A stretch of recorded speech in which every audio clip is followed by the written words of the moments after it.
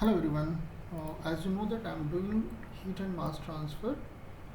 Previous questions from the exams like GATE, IES and IAS. Okay, so those who are from mechanical engineering background, you can take advantage of this. Okay, especially for mechanical engineering. But if anyone has the heat and mass transfer as a one of the subject, so you can also use this lecture series. Okay, so today we are going to see a new chapter, which is nothing but is one dimensional steady state conduction.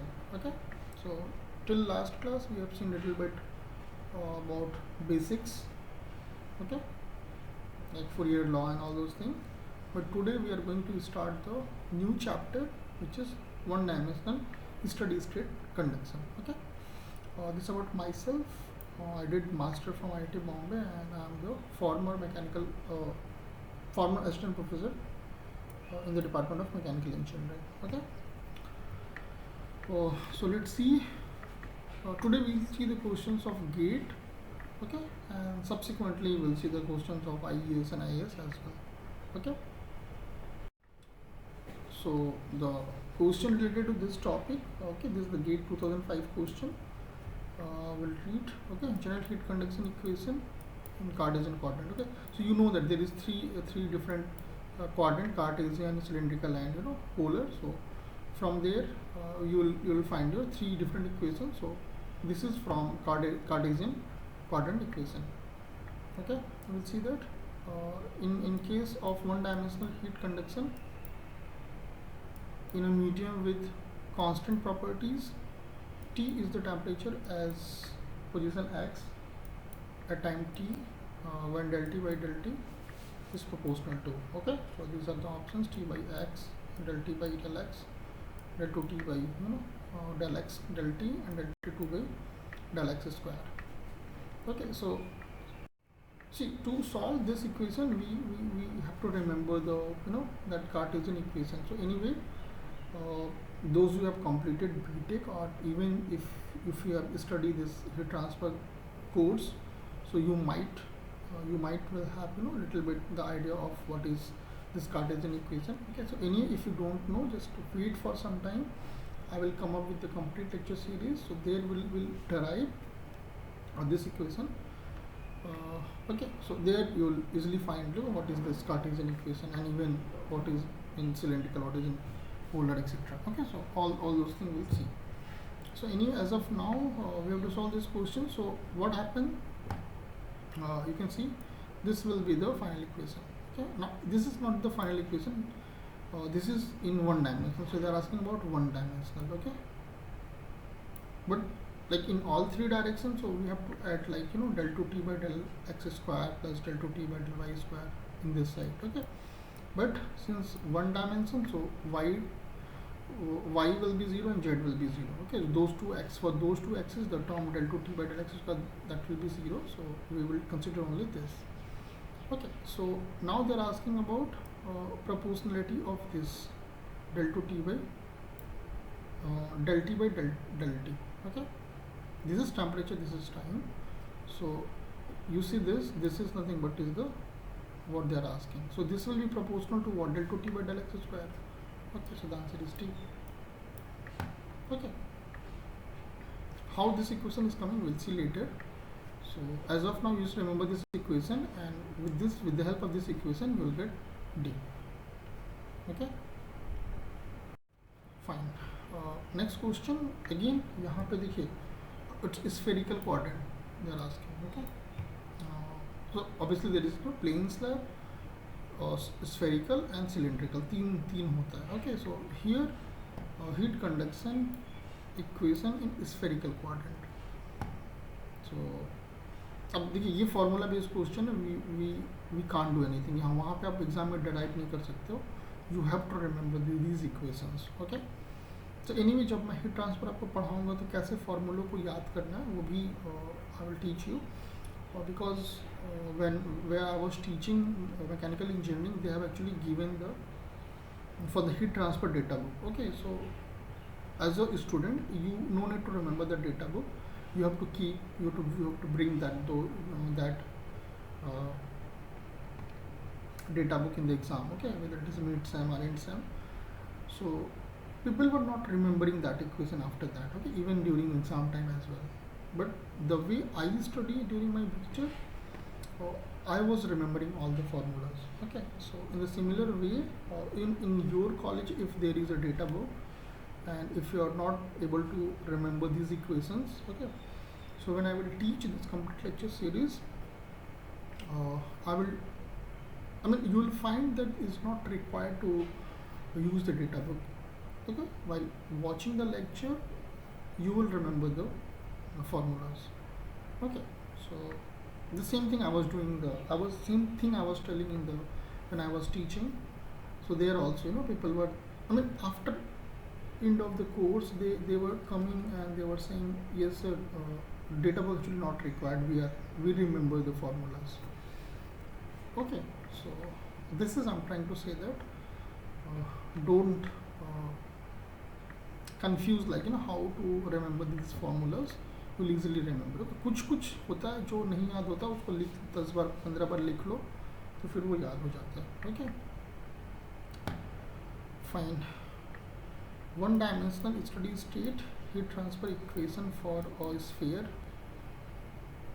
with heat generation at rate of q is written by. Okay देखिए 4 option है, हमें बस याद करना है और टिक करना है.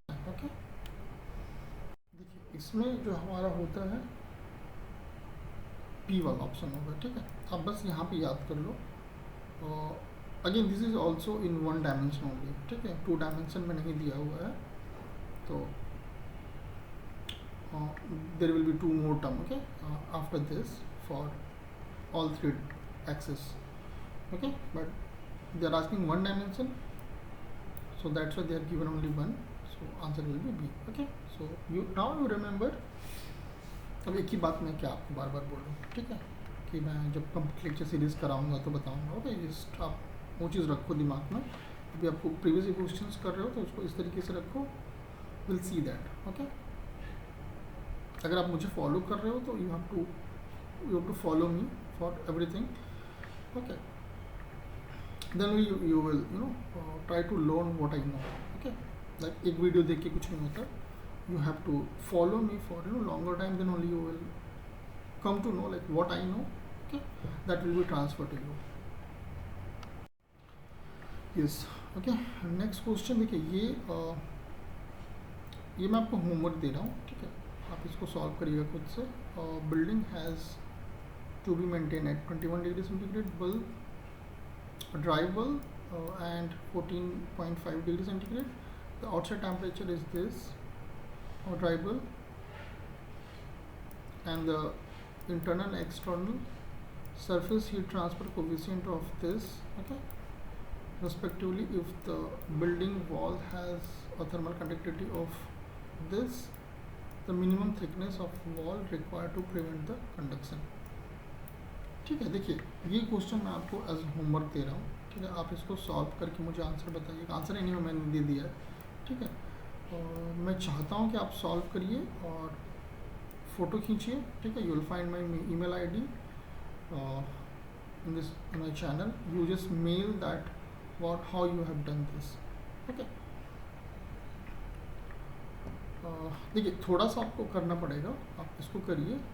अगर आपसे नहीं सॉल्व होता है then I will tell you how to solve this question. ठीक है, आप थोड़ा सा इसको ट्राई करिए. मैं देखना चाहता हूँ कि आपको आपने जो भी पढ़ा हुआ है, देखिए जो लोग डायरेक्टली गेट के प्रिपेयर कर रहे हैं और जो लोग अभी तक नहीं पढ़े उनकी बात नहीं कर रहा हूँ. जो लोग एटलीस्ट पढ़ चुके हैं, कंप्लीट कर चुके हैं, बैठ के तैयारी कर रहे हैं, वो लोग इसको ट्राई कर सकते हैं.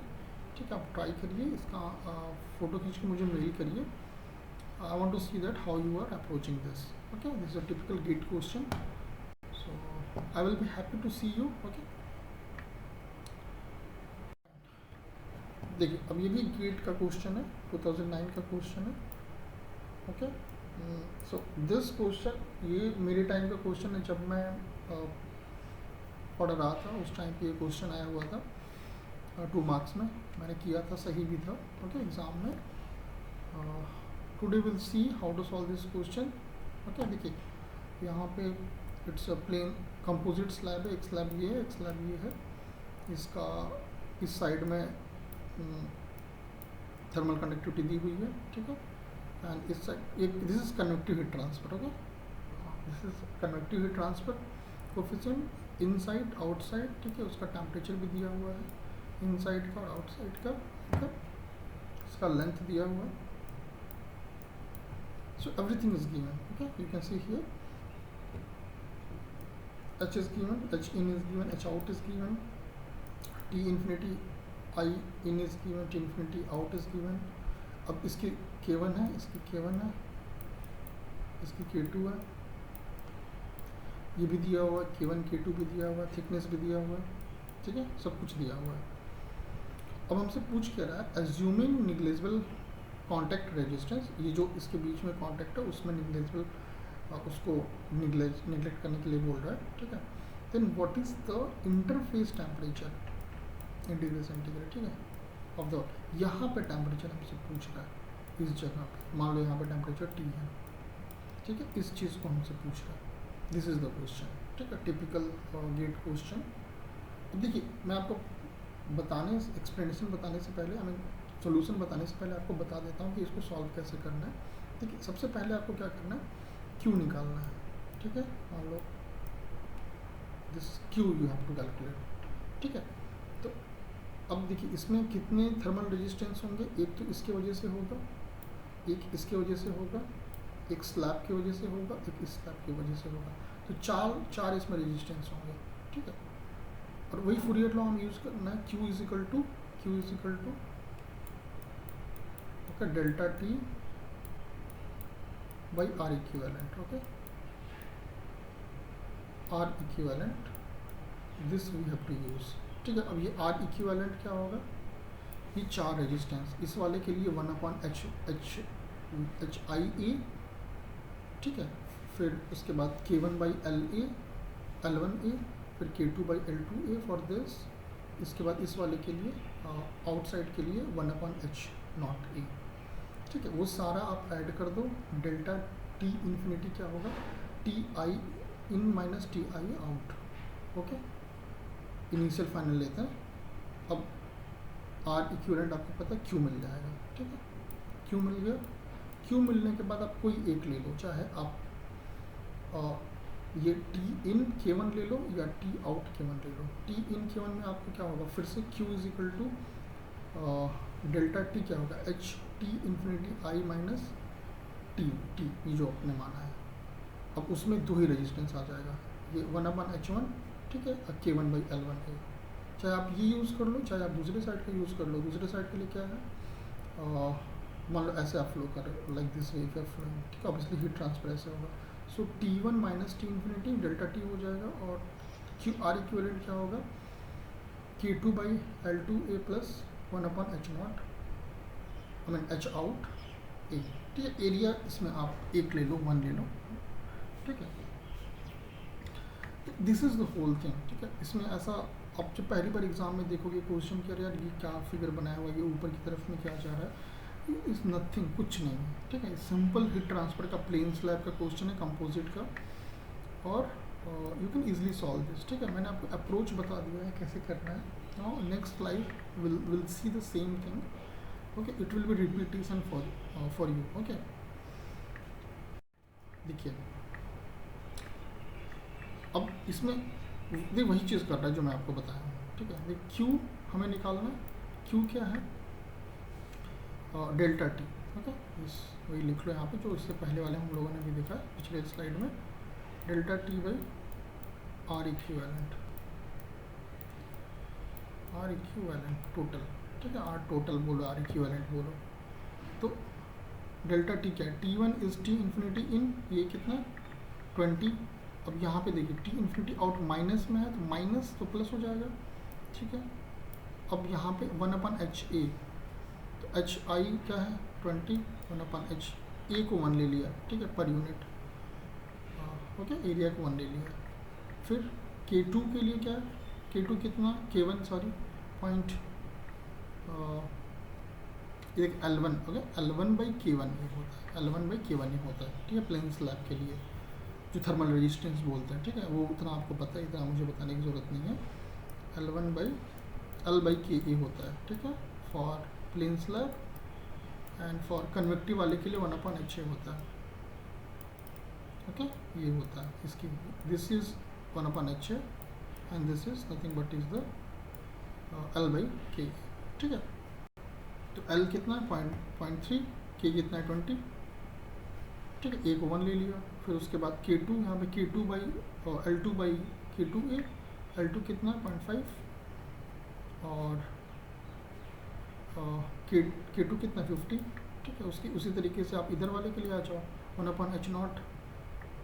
ठीक है, तो H0 कितना है 50, यहाँ पे 50 हो गया, बस आप सिंप्लीफाई करोगे यू विल गेट 50। ठीक, अब फिर से Q इज इक्वल टू, अब इसको ही ले लिया, पहले वाले को ही ले लिया इसमें, 20 माइनस टी, यहाँ पे मान लिया T है। ठीक है, 20 माइनस टी, अब इसमें दो रेजिस्टेंस आ जाएगा, एक ये वाला एक ये वाला, सो 1/20। ठीक है, एंड 1 दिस इज लाइक 0.320। देखिए एग्जाम में क्या करिएगा, आप पहले इस वैल्यू को निकाल लीजिएगा, ये सारा डिवाइड करके कैलकुलेटर आपके पास होगा, आप फटाफट इस वैल्यू को निकाल लीजिएगा, इतना मत लिखिए, उसके बाद डायरेक्ट 1/20 कितना होता है, दिस भाई इतना कितना होता है, बस उसको तुरंत ऐड करके आप बहुत फास्ट सॉल्व कर सकते हो। ठीक है, ये सेकंड में सॉल्व हो जाएगा। So now if you simplify this you will get 3.75, so the answer is C. ठीक है, देखिए एकदम स्ट्रेट फॉरवर्ड क्वेश्चन था, कुछ नहीं था, but this question was very nice. Okay, एकदम सिंपल तरीके से इसको करना था, एकदम बेसिक जो होता है, कुछ भी आपको ज़्यादा दिमाग नहीं लगाना था। ओके, सो आई थिंक, मुझे नहीं लगता कि मैं इससे सिंपल तरीके से बता सकता हूँ आपको। So this is the great question. Okay, so you try to solve with your own. Okay, आपको थोड़ा सा आइडिया हो जाएगा कि कैसे सॉल्व करना है। ओके, मैंने यहाँ पे बता दिया आपको, just try this question. Okay, next देखिए, ये 2006 का क्वेश्चन है, इसमें स्लोप दिया हुआ है। Okay, will read first in composite slab the temperature at interface T inter between two materials is equal to the average of the temperature at the two ends, assuming in steady state one dimensional heat conduction, which of the following statement is true about the respective thermal conductivity। देखिए ये दो slab दिया हुआ है, इसमें क्या बोला, T inter equal to the average. देखिए ये जो T इंटर है, इसमें बोल रहा है कि ये जो T1 T2 ना, इसका एवरेज है। ठीक है, फिर इस केस में, इस ऐसे कंडीशन में बोल रहा है कि what is the relation between K1 and K2। ठीक है, तो आपको करना कुछ नहीं, हीट ट्रांसफर आप लिखो, और जैसे मान लो ऐसे Q हो रहा है, इससे Q जा रहा है। ठीक है, तो आप इस वाले के लिए Q और इस वाले के लिए Q सेम होगा। ठीक है, बस अब उसमें जो T, मान लो T इंटरफेस हमें नहीं पता है, तो उसमें लिखे रहो, लेकिन T interface is what, T1 + T2/2, उसको इसी इक्वेशन में रख देना, फिर हमको रिलेशन मिल जाएगा K1 K2 में। Okay, so will see that. देखिए T इंटरफेस कितना, T1 + T2/2, Q कितना होगा, जो K1, वही फुरियर लॉ लगाना है, कुछ नहीं है। ठीक है, फुरियर लॉ लगा, जो Q = डेल्टा T/R इक्विवेलेंट, कुछ भी आप उस तरीके से भी कर सकते हो। ठीक है, फुरियर लॉ। सो यहाँ पे कितना होगा, इस वाले के लिए T1 - T इंटरफेस/2B = -K2A, ये अब T इंटरफेस - T2। ओके, अब T इंटरफेस कितना है, T1/T2, T1 + T2/2, फिर T1 + T2/2। अब इसको आप सिंप्लीफाई करोगे, you will find that K1 = 2K2। Okay, so the answer is D।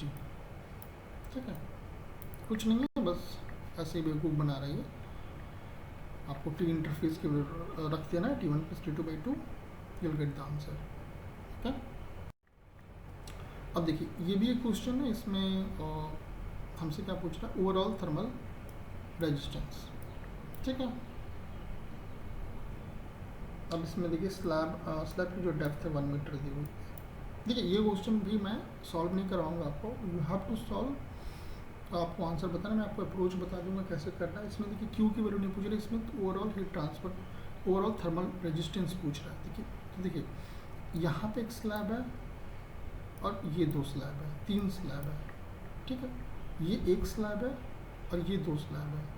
तो आपको करना क्या है कि ये जो दोनों स्लैब पैरेलल में है, this and this is in parallel, so what you have to do, इसका आपको पैरेलल रेजिस्टेंस निकालना है।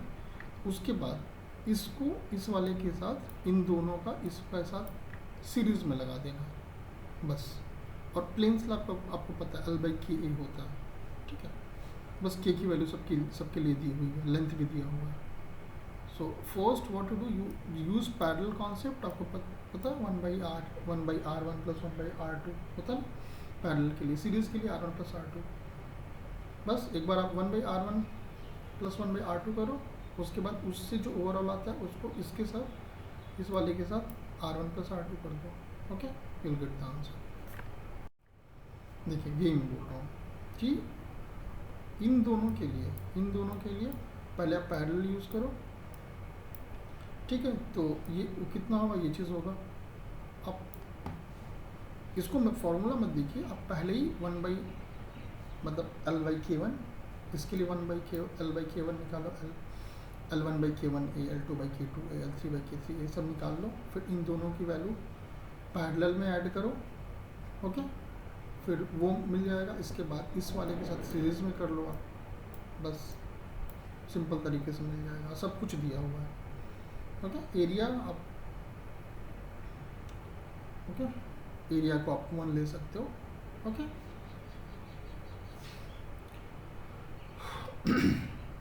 Fine. So if you simplify you get 28.6, okay. So the answer is C. Next, अब देखिए इस वाले क्वेश्चन में क्या है कि इसको इतना पढ़ने की जरूरत नहीं है। स्लोप दिया हुआ, इस वाले का स्लोप दिया, इस वाले का स्लोप दिया, पूछ रहा है कि what is relation between K1 and K2, ठीक है। तो देखिए होता क्या है, स्लोप क्या होता है, फूरियर लॉ क्या होता है, Q = -KA dt/dx, यही होता है फूरियर लॉ। तो फूरियर लॉ में जिस Q Δt/t क्या है, minus delta dt/dx, dt/dx is what is the slope. वो क्या होगा, वो it is inversely proportional to the K 1/K। अगर आप मान लो Q कांस्टेंट है, K कांस्टेंट है, so dt/dx is what is proportional to 1/K, ठीक है। तो स्लोप है, ठीक है, जिसका स्लोप ज़्यादा होगा उसकी K की वैल्यू कम होगी, या वाइस वर्सा, ठीक है, क्योंकि की जो इन्वर्सली प्रोपोर्शनल है, okay. So lower the thermal conductivity greater will be the slope. वही सेम चीज़ मैं आपको बोल रहा हूँ, okay. So temperature distribution curve, the curve here showing, so इसके हिसाब से डी इसका आंसर हो जाएगा। अब बस dt/dx is proportional to 1/K से यूज़ करो, ओके, वहाँ से आपको आंसर मिल जाएगा, ठीक है। आप स्लोप देख लो, किसका स्लोप ज़्यादा है, उसके अकॉर्डिंग K को हमें रिलेट करना है, ठीक है। So based on this answer will be D, ठीक है। आप खुद से एक बार ट्राई करिएगा, ओके, कि dt/dx is inversely proportional to 1/K है, तो इसमें किसका स्लोप ज़्यादा है, ठीक है, इसमें किसका स्लोप ज़्यादा है। देखिए मैं अभी चाहूँ तो बता सकता, लेकिन मैं चाहता हूँ कि आप थोड़ा सा विजुअलाइज करो। उससे क्या होगा कि ये इस टाइप वाले क्वेश्चन आते रहते हैं एग्ज़ाम में, ठीक है। तो अगर एग्ज़ाम में आता है तो आप उसको आराम से कर सकते हो, ठीक है। तो इस वजह से मैं यहाँ पे आपको डायरेक्ट आंसर दे रहा हूँ, यू कैन ट्राई इधर हो, ठीक है। मैंने आपको चीज़ बता दिया कि दिस इज़ द थिंग, थोड़ा सा विजुअलाइज करिए, try to get this relation. इससे देखिए मुझे तो पता है, ठीक है, मैं कर चुका हूँ, मैं गेट भी निकाल चुका हूँ, तो मेरे लिए इतना इंपॉर्टेंट नहीं है। आप खुद से विजुअलाइज करोगे, so that will be more beneficial for you, ठीक है। गेट में देखिए, गेट में आपको कॉन्सेप्चुअल होना चाहिए अच्छा खासा, और फॉर्मूले सारे याद होने चाहिए, आप आराम से गेट को क्रैक कर सकते हो, ठीक है। ठीक है, आगे आने वाले समय में बताऊँगा किन किन चीज़ों को प्रायोरिटी रखनी है, कैसे पढ़ना है, क्या क्या करना है, वो सब चीज़ें मैं धीरे धीरे बताऊँगा, एक ही बार नहीं, ठीक है। तो so that you can score more and more marks, okay. So the answer will be D for this, okay. देखिए अब यहाँ पे एक और क्वेश्चन दिया, it's again formula based question, this is for cylinder, okay.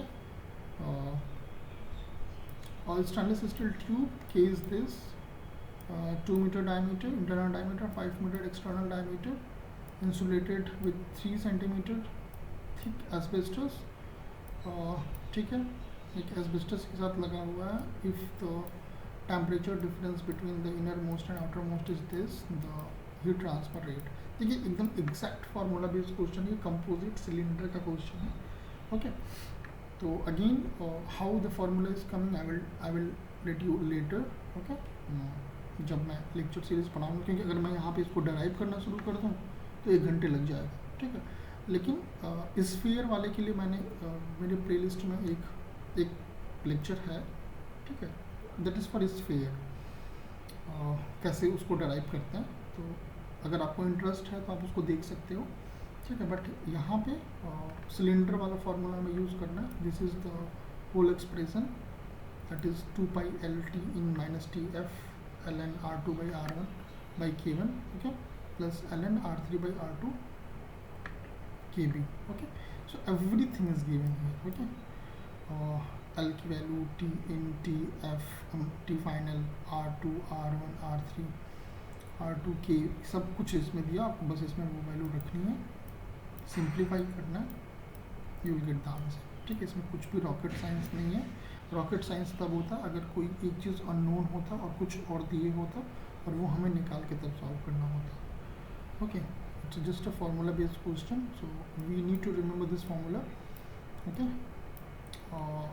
I will tell you like how to derive this, how to remember this, everything I will tell you. देखिए, जब मैं आपको लेक्चर सीरीज कराऊंगा तो plane slab, conducts, cylinder and sphere, उसकी जो formulas हैं, even a derivation as well as formulas, those things you will never forget, ठीक है। मैं काफ़ी साल पहले पढ़ा हूँ, मुझे आज भी याद है। the same thing like the way I did the what do you say derivation, so with that derivation I remember always, okay. So you please remember this formula as of now, so you will get the answer 944.72, so the answer is C, ठीक है। देखिए, ये जितने भी question आप खुद से ज़रूर से ट्राई करिएगा, क्योंकि यहाँ पे तो आप मान लेते आप देख लिए, लेक्चर देख लिए, बट गेट में क्या होता है कि आप खुद से प्रैक्टिस करना बहुत ज़रूरी है। प्रैक्टिस मतलब आप देख लो इसमें क्या लिखा हुआ है, उसको लिख लो खुद से, वो भी चलेगा, but it has to be practice. तो एग्ज़ाम में क्या होगा कि हाँ, आपको सारी चीज़ें याद रहेंगी कि के ये होता है, केस उतना होता है। डायरेक्ट आप जब क्वेश्चन एग्जाम में देखते हो, if you have not practice that, so it is very difficult to tackle, okay. आप कहीं ना कहीं पे even if you know that you will make some mistake, okay, कहीं पे कुछ कैलकुलेशन मिस्टेक कर दोगे और फिर आता हुआ भी गलत हो जाता है, okay. So that's why you have to practice a lot, specially for GATE exam. ठीक है, इंजीनियरिंग सर्विसेज के लिए चलता है, उसमें काफ़ी थियोरेटिकल पार्ट आता है, but for GATE you have to practice a lot, okay.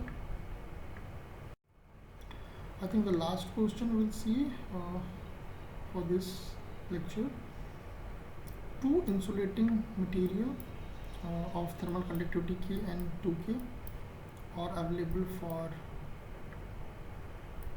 lagging a pipe carrying a hot fluid if the radial thickness of each material is same, then okay। अब इसमें अब 4 ऑप्शन दिया हुआ है, आप करके पढ़ लो। Material with higher thermal conductivity should be used for the inner layer and one with the lower thermal conductivity for the outer layer। फिर उसी तरीके से इसका वाइस वर्सा यहाँ पे होगा। A material in which sequence the insulating material used, okay, it is not possible to judge unless numerical value of dimension are used, okay। So we'll see that। देखिए, two insulating material thermal conductivity K1 and K2 are available for lagging a pipe carrying a hot fluid if the radial thickness of each material is same, then what happen, material with lower thermal conductivity should be used for the inner layer। ठीक है, जो thickness अगर same है, K1 K2 दिया हुआ है, तो जो इनर वाला होगा, ठीक है, इनर वाला वो अंदर होगा एंड हायर थर्मल कंडक्टिविटी वाला बाहर होगा, ठीक है। उसका रीज़न बहुत सिंपल सा है, ठीक है। जो आउटर में है, देखिए हमें हॉट वाटर फ्लो करना है, तो उसकी हीट ट्रांसफ़र भी तो होना चाहिए ना, नहीं तो क्या होगा कि काफ़ी जल्दी आपका जो पाइप है वो डैमेज हो जाएगा। So faster heat transfer we need to just एक सेकंड देखिए, हॉट वाटर हमें कैरी करना है, ठीक है। हॉट, अगर मान लेते हैं हमें हॉट वाटर फ्लो कर रहा है, ठीक है, तो हम चाहेंगे कि जो वाटर है, जो मतलब एक एंड से दूसरे एंड में हमें हॉट वाटर भेजना है, तो पाइप में क्या है कि हीट ट्रांसफ़र कम होना चाहिए, ठीक है। ऐसा तो नहीं है कि एकदम से हीट ट्रांसफ़र होगा नहीं, थोड़ा बहुत तो होगा ही। तो वैसे क्या केस में क्या होगा, you know that, okay, Q is proportional to the K as per the Fourier law. Q is Q is equal to minus K A dt by dx. तो जितना ज़्यादा थर्मल कंडक्टिविटी होगी उतना ज़्यादा हीट ट्रांसफ़र होगा, ठीक है। तो मान लेते हैं हमें हीट ट्रांसफ़र प्रिवेंट करना है उस पाइप में, तो हमको क्या करना होगा, जो इनर थिकनेस वाला है, मतलब जिसकी थर्मल कंडक्टिविटी कम है उसको अंदर रखो, जिसकी ज़्यादा है उसके बाहर रखो। तो कम वाला